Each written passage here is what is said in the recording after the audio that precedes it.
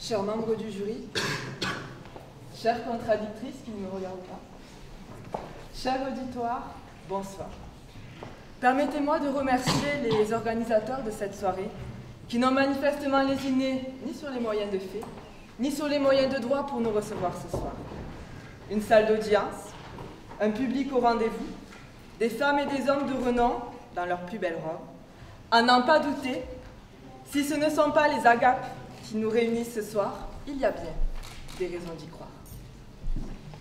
Y a-t-il des raisons d'y croire?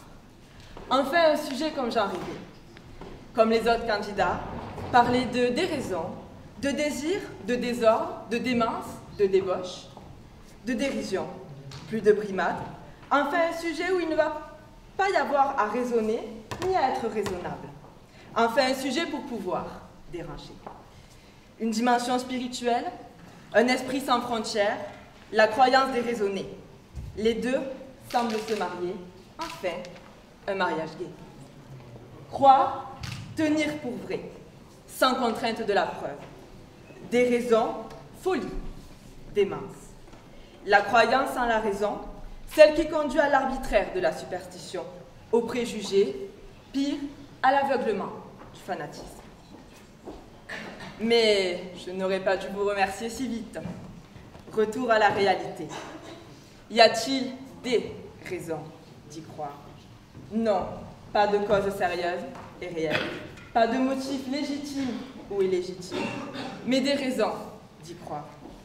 Trêve de rêvasserie, réagir, réfléchir, réaliser, raisonner, réorganiser mes pensées, réprimer mes désirs et résister à mes envies. L'acte de croire ne s'origine pas dans les seules particularités subjectives. Les raisons d'y croire supposent l'investissement du sujet envers cette croyance, la force d'un engagement, une sorte de courage mis dans l'exercice d'y croire. Quelle est l'essence même de ces raisons d'y croire? Raisons de croire. Ce sont les raisons d'y croire. Aux antipodes de toute croyance démesurée, les raisons d'y croire se différencient de l'envie d'y croire. À ce propos, comme l'évoquait avec brio ma contradictrice lors de son dernier plaidoyer, le visage d'ange ravageur de M. Riera, ça peut donner envie d'y croire, de là sans faire une raison, bref. Désormais, j'aimerais faire appel à votre expérience. Nous croyons tous à la véracité de certaines affirmations qui viennent d'autrui sans en avoir fait l'expérience.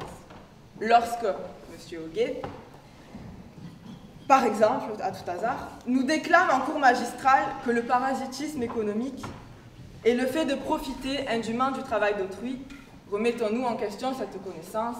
Évidemment non, nous faisons confiance. Cette confiance, c'est aussi celle qui pousse l'enfant à avoir des raisons de croire au Père Noël. Et nous nous efforçons de semer des indices pour intensifier le niveau de sa croyance. Ces raisons de croire ne sont pas des preuves, des démarches de vérification, d'explication, de justification, de démonstration ou de validation. Les raisons de croire sont des principes, des valeurs. Les principes de la justice, impartialité, contradictoire, présomption d'innocence. Les valeurs de la République, liberté, égalité, fraternité. La croyance dans un avenir meilleur, courage, travail. La croyance en la vérité, sincérité, authenticité. La croyance en la science, progrès, innovation. Voici donc les raisons de croire, celles qui nous permettent de nous forger notre intime conviction et d'y croire. D'être convaincu que son courage, ses efforts dans la défense de l'injustice finira par triompher et d'avoir la conviction d'avoir tout fait pour y arriver. Ce soir, et pour toi, public, je défendrai l'espoir, l'espoir ambitieux, mais pas moins raisonné. Ce soir, et pour toi, public, je défendrai l'enthousiasme, la force et la foi dans ses convictions. Ce soir, et pour toi, public, ma contradictrice, sous ses airs aussi enjoués qu'un samedi soir dans une maison d'arrêt, défendra les dépressifs. Ce soir, et pour vous, jury, je défendrai très accessoirement, ma potentielle victoire à ce concours d'éloquence.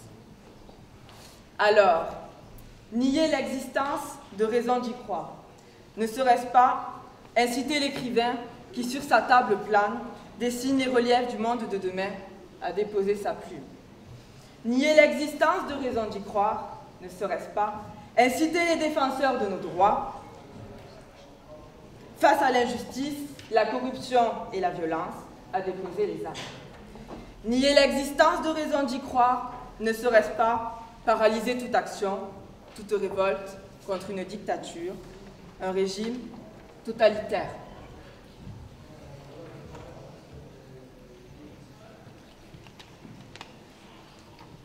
Du fond de sa prison, Nelson Mandela n'avait-il pas des raisons d'y croire en un État où le peuple deviendrait libre et sans couleur? Malala n'a-t-elle pas raison d'y croire quand elle lutte pour la scolarisation des filles afin qu'elles acquièrent des connaissances, donc l'ultime finalité serait l'égalité? Jean Moulin n'avait-il pas des raisons d'y croire lorsque, luttant dans l'ombre pour la liberté, il organise et unifie la résistance, et ce, au péril de sa vie? Ce sont aussi les raisons d'y croire qui poussent les sportifs à accomplir des exploits. Les armes à la main, un crayon à la main. Quand c'est un combat qui nous prend aux tripes, il y a toujours des raisons d'y croire. L'avocat, quant à lui, a-t-il des raisons d'y croire quand il défend son client? Puisque Maître Nicolo nous honore de sa présence ce soir, profitons de son expérience.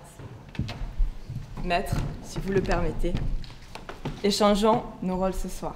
Vous serez le témoin, je serai l'avocate. Dans un article de la Semaine du Roussillon, vous déclarez, je vous cite, « Je serais très mauvais si je n'étais pas convaincu. Le mensonge est contre-productif. » Donc vous, tout autant que moi, savez pertinemment qu'il y a des raisons d'y croire. D'autres sont du même avis que nous. Vous, non, pas vous, elle me regarde toujours pas.